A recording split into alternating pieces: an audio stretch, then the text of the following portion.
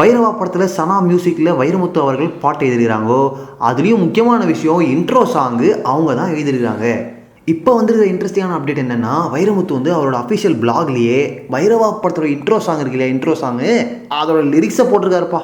பட்டைய கிளப்பு அப்படின்னு ஆரம்பிது இந்த பாட்டு. நல்ல மாசாவே இருக்குது. ஆனால் இதுலேருந்து சில விஷயங்கள்லாம் நமக்கு தோணுது. அதுதான் நம்ம இப்போ வந்து டிஸ்கஸ் பண்ண போகிறோம். கட்டுக்கட்டாக சேர்த்த நோட்டுக்கட்டு பெரும் பூட்டு போட்டு கிடக்கு, பறவைக்கெல்லாம் ஒரு வங்கி இல்லை அது பட்டினியாக கிடக்குன்னு ஒரு லைன் வருது. இந்த லைனை வச்சு பார்க்கும்போது ஒருவேளை ராபின்ஹுட் மாதிரி ஒரு கேரக்டராக இருக்குமோ, இருக்கிறவங்கள்ட்ட எடுத்து இல்லாதவங்களை கொடுக்குறது. ஏன் ஹாலிவுட் ராபின்ஹுட் வரைக்கும் போய்கிட்டு நம்ம ஒரு ஆள் பேசுவோம், இது சிவாஜி ரஜினிகாந்த் மாதிரி ஏதாவது பண்ணுவாரோ அப்படின்னு தோணுது. அப்படியே கொஞ்சம் லைன்ஸ் கழிச்சு பார்த்தோம்னு வச்சுக்கோங்களேன், காசை எடு பூட்டி வச்சு என்ன பண்ண போற அள்ளி கொடு அப்படின்னு ஒரு லைன் வருது. அப்புறம் பார்த்தீங்கன்னா 2000 ஆண்டா வாழ போற அப்படின்ற மாதிரி கேள்வி கேட்குற வரிகள்லாம் வருது. இதை வச்சு பார்க்கும்போது ஒன்று விஜய் வந்து நேற்று என்பது இன்றில்லை நாளை நினைப்பே ஓ தொல்லைன்ற மாதிரி ஜாலியாக அன்னன்னைக்கு செலவை அன்னன்னைக்கு பார்த்துக்கிட்டு என்ஜாய் பண்ணுறாளோ அப்படின்னு தோணுது. இல்லை நான் ஏற்கனவே சொன்னல சிவாஜி த பாஸ், அந்த பாஸ் மாதிரி இருக்கிறவங்கள்ட்ட எடுத்து இல்லாதவங்கள்ட்ட கொடுக்குற ஆளா அப்படின்ற டவுட்டும் வருது. ஏன்னா விஜய் வழக்கமாகவே வந்து செகண்ட் ஹாஃப்ல தான் நல்லது பண்ணுவார் இல்லையா, ஏதாவது ஒரு குறிக்கோள் இருக்கும், ஏதாவது ஒரு அப்ஜெக்டிவ் இருக்கும்.